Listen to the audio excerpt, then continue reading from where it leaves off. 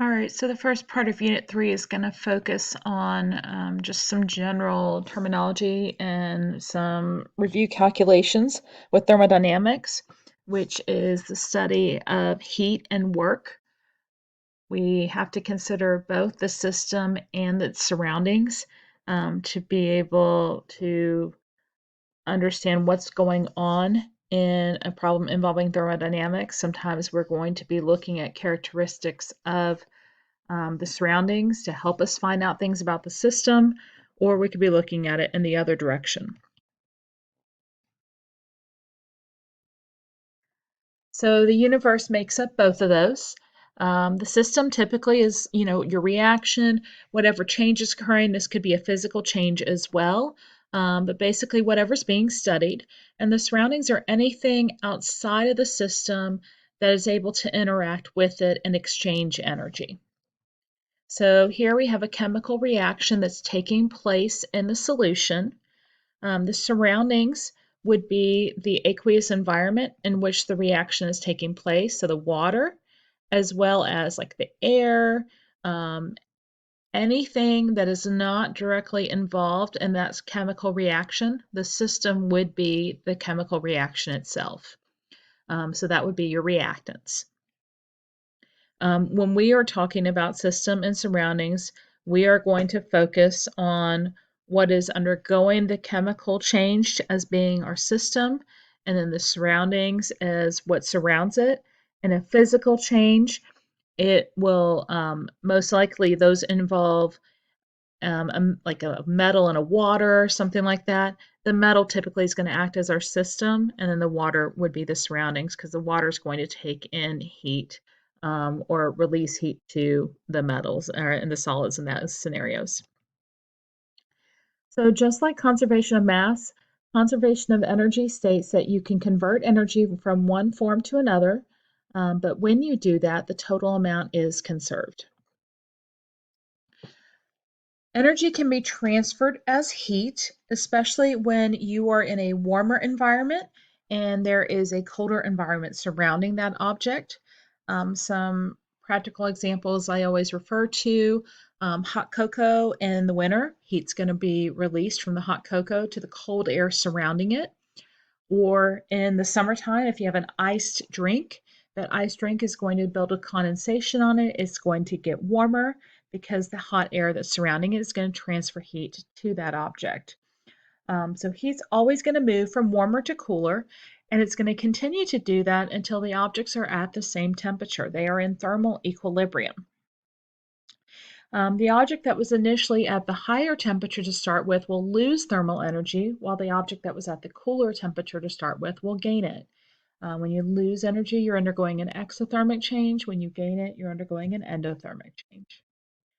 So when we think about this in terms of the system and the surroundings, if the system is giving up energy in an exothermic change, the surroundings will take that energy in because the two together make up the universe, and you cannot lose energy out of the blue and you cannot create it.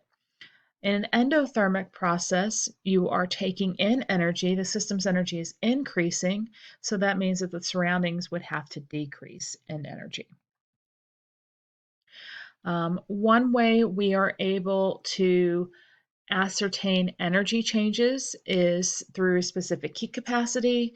That's when we're undergoing a temperature change. When we talk about phase changes, we're going to do something a little bit different. Also remember that heat and temperature do not mean the same thing. Heat is a calculated quantity. We can calculate it by ascertaining changes in temperature or examining what's happening when a substance changes state. And when we get into chemical changes, we will see how you can examine that looking at the energy changes associated with bonds being broken and bonds being formed. Okay, so when we're dealing with physical changes, which is where we're at right now, three things are going to influence how much heat gets transferred when an object is being heated or being cooled. How much of the object you have, its quantity, its mass, the temperature change it undergoes, and also its identity. And the identity is going to play a key role with your specific heat capacity. Your specific heat capacity is the energy that gets transferred as 1 gram of a substance is changed temperatures by 1 degree Celsius. And because Celsius and Kelvin change by the exact same value, that could also be 1 Kelvin. So for specific heat capacity, if you see units in joules per grams Kelvin or joules per grams degrees Celsius, um, you do not have to do any crazy conversions because we're dealing with a change of temperature by 1. We don't have to do any conversions with our temperatures. And this specific heat capacity works whether you are raising the temperature or whether you are cooling it down. There is a table in your textbook just as a reference, but the problems I'm going to give you, you're not going to need to use it. Just letting you know that that's there. When you're dealing with molar heat capacity, it's the same type of quantity as specific heat, but it's just per moles. That's the quantity that is used. The size of your specific heat capacity has a lot to do with the type of substance you're working with, and we'll spend some time a little bit later talking about this. It's intermolecular forces. If it is a substance that is more likely to stay intact, that's going to be held together more strongly, it's going to have a higher specific heat capacity. And if it's a substance that's able to change temperatures a little more readily, it has weaker intermolecular forces holding it together, it's going to have a much smaller heat capacity.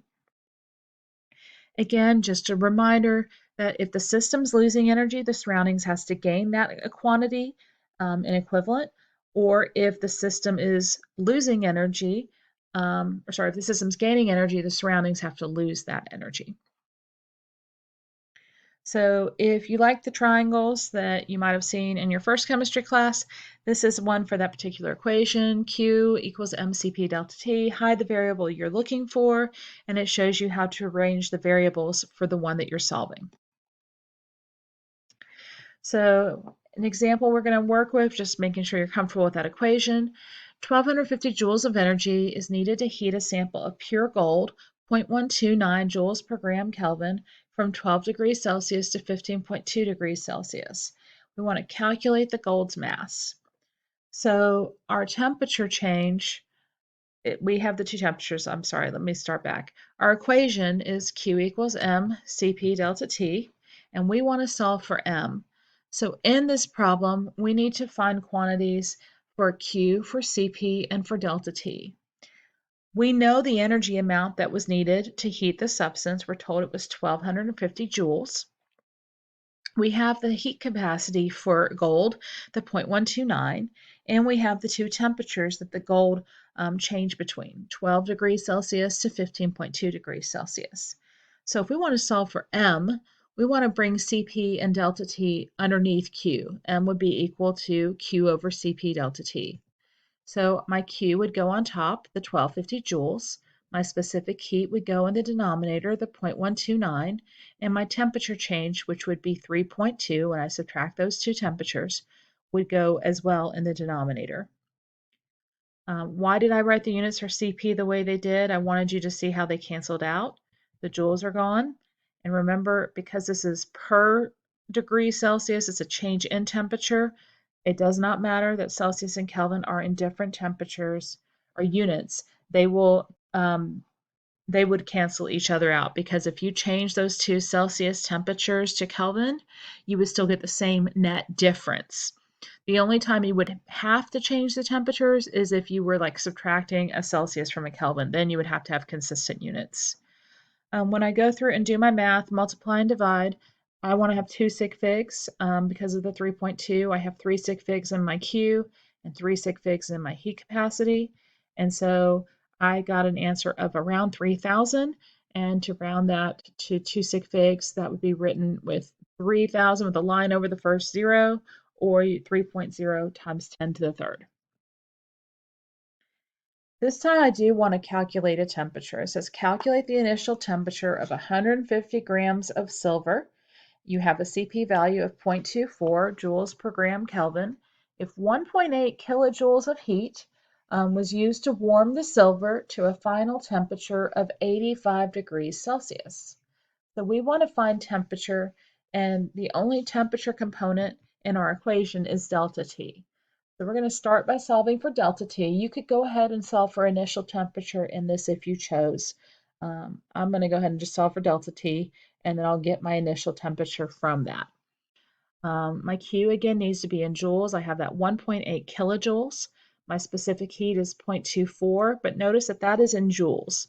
If you have a different unit for your Q than you do for your CP, you do need to make sure those units are consistent.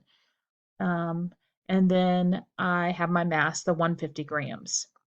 So I'm going to take my Q, or so my delta T is what I'm solving for. So I'm going to take my Q and divide it by M and CP. 1800 joules. Notice I changed that from kilojoules to joules by multiplying it by 1,000. I'm going to divide it by my mass, 150.0 grams, as well as my CP, 0.24. The joules cancel, the grams cancel, and I get a net temperature change of 50 Kelvin. Since the net temperature change is 50 Kelvin, the net temperature change in Celsius would also be 50 degrees Celsius. And I know what my final temperature was. I know that it was 85. And delta T is just final minus initial. So since 50 Kelvin, that change is the same as 50 degrees Celsius, and that my final temperature is 85, I can use those two quantities to solve for my initial temperature, which would have been 35 degrees Celsius. And so this is showing a way that we can look at temperature changes, or a way that we can better measure how heat is being transferred via temperature between the system and the surroundings. Styrofoam cups are really good insulators. We've got the thermometer in there, and we've got a stirrer, so we've got the cork stopper on top, so we can minimize heat loss from the surface of the coffee cups. So this is a really good way to get a better understanding of where the temperature falls. You do have to keep in mind that you have to mix the materials together, so you are going to have a little bit of heat loss just from the initial pouring the chemical in and then putting the cork stopper in place. And so this will be our final example, and this is one where we can use that MCP delta T equation to compare the system to the surroundings. We have a nickel metal, 15 grams, that got heated up to 100 degrees Celsius, and it was added to 55 grams of water, which was at a temperature initially of 23.0 degrees Celsius. We're going to assume that all the heat was lost by the nickel, was absorbed by the water, and calculate what the final temperature was of the two. Remember, when heat is being lost to something, is going to get to a point where they're both at the same temperature. So final temperature for both the nickel and the water will be the same.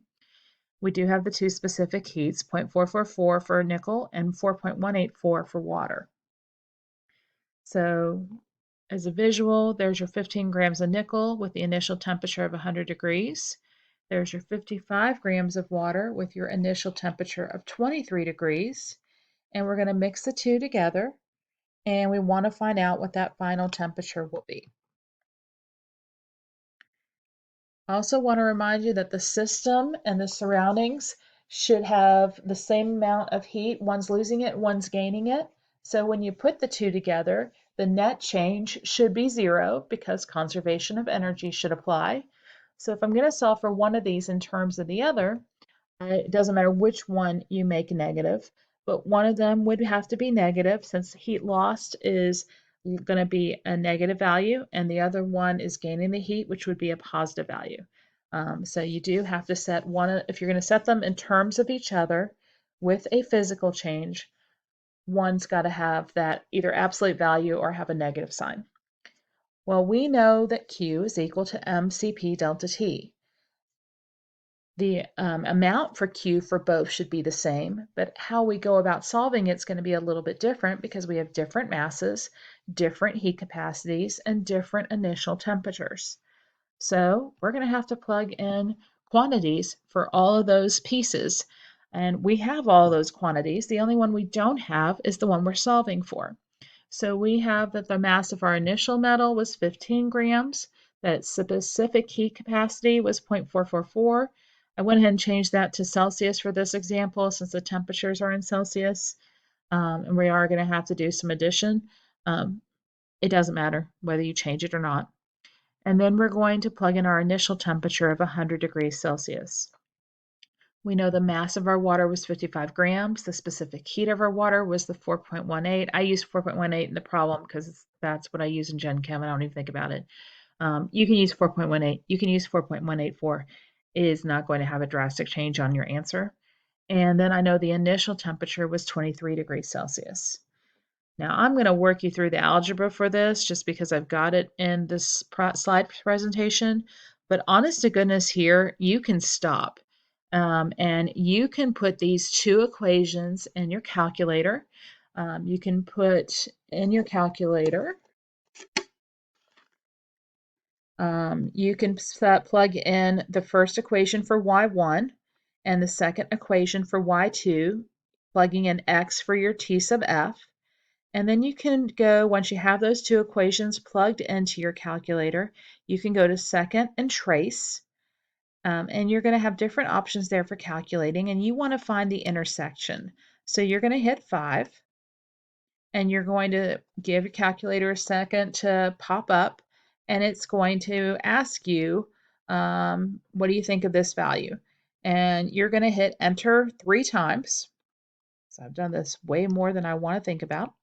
And when you get through and you've hit enter 3 times,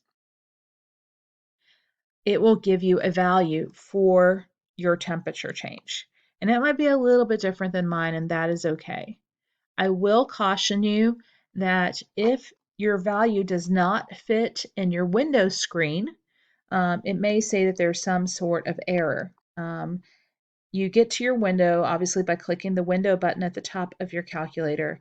And what I typically do if that is the case is I just change my X-min and X-max, my Y-min and my Y-max to negative 100 and positive 100. I just give it plenty of room to make sure that it can graph everything. So that is an option for you. If you want me to show you that in class, I'll be more than willing to do so. But if you went through and did the algebra, we know how much we like algebra. So a lot of chemistry is good applied algebra for you. So I just combined the constants there, and now I'm going to distribute through. This is why I went ahead and changed the temperatures to Celsius. Now I'm going to combine my like terms now that I've gotten everything distributed through on both sides. And now I can solve for TF, and I get that it's a temperature of 25.1 degrees Celsius.